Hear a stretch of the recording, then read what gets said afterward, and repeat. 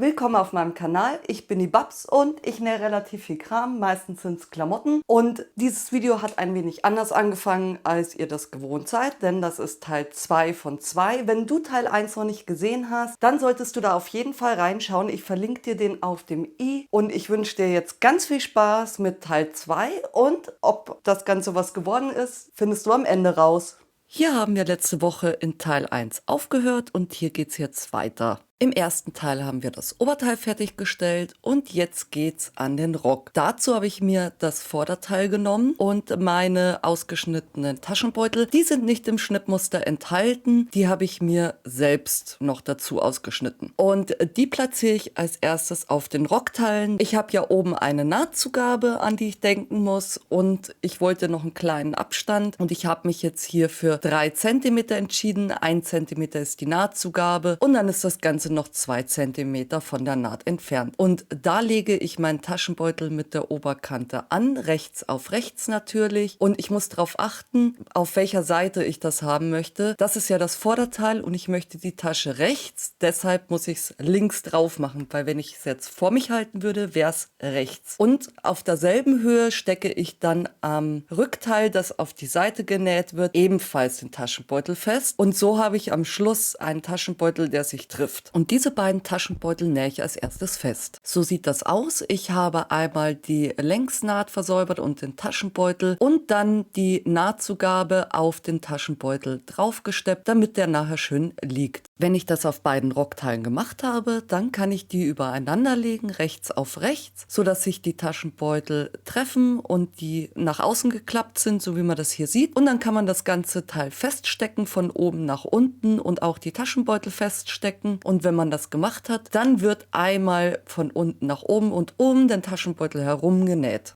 Die andere Seite wird ebenfalls rechts auf rechts gelegt, nur ohne Taschenbeutel und drüber genäht. Und wenn das fertig ist, sieht das Ganze so aus. Ich empfehle das auf jeden Fall auch alles zu versäubern, entweder mit der Overlock oder mit einem Zickzackstich. Jetzt brauche ich die kontrastfarbenen Streifen für das Rockteil unten und da habe ich ein großes Teil, das im Bruch zugeschnitten ist, das ist für vorne und ich habe 2 Teile, die für die Seitenteile sind, also für die hinteren Teile und da habe ich mir markiert, was hinten ist. Und diese Seite, diese markierte Seite möchte ich natürlich nicht festnähen. Entsprechend müssen diese Seiten aneinander. Ich lege mir das erst so hin und klappe mir das dann um. Und dann kann das festgesteckt, festgenäht und gebügelt werden. Wenn das gemacht ist, setze ich mir an dem oberen Rand, also der oben am Rock liegt, eine Naht von etwa 1 Zentimeter und zwar einmal die komplette Strecke entlang. Dabei nähe ich auch gleich mein auseinandergebügeltes fest und dann sieht das so aus.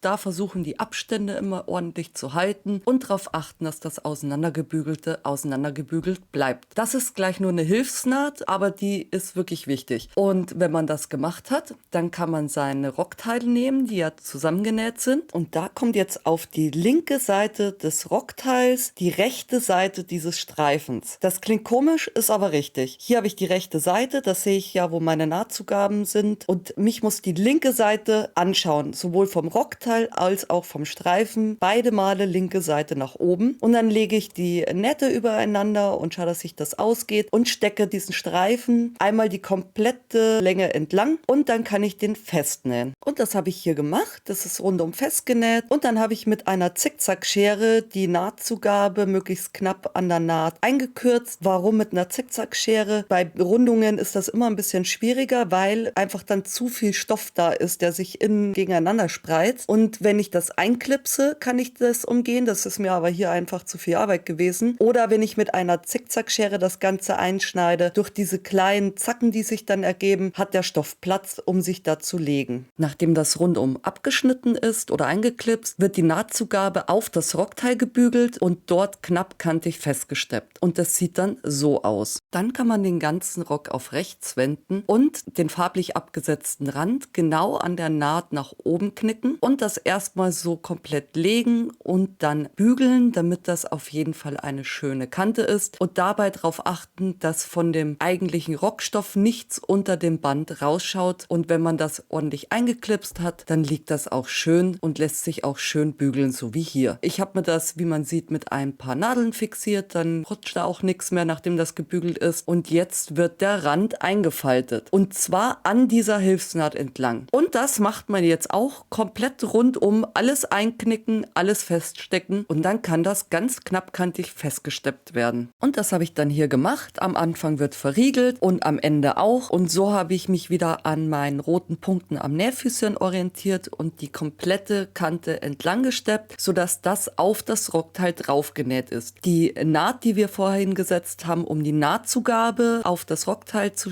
setzen, und die komplette Nahtzugabe an sich liegt jetzt zwischen Rockteil und diesem farblichen Besatz. Das ist die schönste, wenn auch die aufwendigste Möglichkeit, so einen farblich abgesetzten Rand zu machen. Aber auch wenn es wirklich eine Ewigkeit gedauert hat, es rentiert sich, es macht so den Unterschied im Arbeiten später, und das Ergebnis ist richtig, richtig gut geworden. Ich bin selber total begeistert, weil ich das auch zum ersten Mal gemacht habe. Und wenn das dann draufgesteppt ist, dann ist unser farblich abgesetzter Rand auch schon fertig. Und so sollte das jetzt aussehen. Wunderbar clean und kaum eine Naht zu sehen. Jetzt müssen Rockteil und Oberteil zusammengebracht werden. Dazu habe ich wieder die Seitennähte aufeinander gelegt und mir eine Nadel reingesteckt, sowohl beim Oberteil als auch beim Rockteil. Und dann kommt wieder Nadel auf Nadel, das Ganze natürlich rechts auf rechts. Und dann wird das einmal den kompletten Ausschnitt entlang gesteckt. Mir ist dann aufgefallen, dass ich ein bisschen zu viel Rockteil habe. Warum? Keine Ahnung, aber es ist so. Also habe ich da mein Lineal angelegt und habe das mit dem Rollschneider noch gekürzt. Im Anschluss habe ich dann Rock und Oberteil zusammengenäht und mit der Overlock versäubert, und das sieht jetzt so aus. Wenn man möchte, kann man auch die Naht, ich habe das gemacht, nochmal absteppen. Und ich habe beim Zusammennähen auch gleich mein Label mit eingenäht. Wer sich an Teil 1 noch erinnert, der weiß, was jetzt noch fehlt. Ich hatte den Kragen auf der hinteren Kante offen gelassen und das war falsch. Das hatte ich ja schon angesagt, dass da noch eine Korrektur kommt. Und diese Korrektur mache ich jetzt hier. Das heißt, ich habe die Naht, womit ich den Beleg und alles fixiert hatte, einfach so ein Stück, vielleicht waren es 2-3 Zentimeter, wieder aufgetrennt und habe dann meinen Kragen nach innen gebogen, sodass die rohen Kanten innen sind, habe das festgesteckt und da drüber genäht. Hätte ich diesen Fehler nicht gemacht und hätte das gleich zusammengenäht, dann hätte ich natürlich das Problem gar nicht gehabt, dass ich da jetzt eine Naht habe. Ich glaube, es wird nicht auffallen, niemand wird es sehen, aber wenn man das gleich richtig macht, hat man natürlich auch viel weniger Arbeit hinterher. Und jetzt ist das so ein Stück vom Rand weg und das passt, denn das ist auch die Nahtzugabe, die ich für meinen Reißverschluss brauche. Den habe ich dieses Mal nicht auf die eleganteste Art und Weise eingenäht, aber wer mich kennt und schon länger verfolgt, weiß, dass Reißverschlüsse nicht unbedingt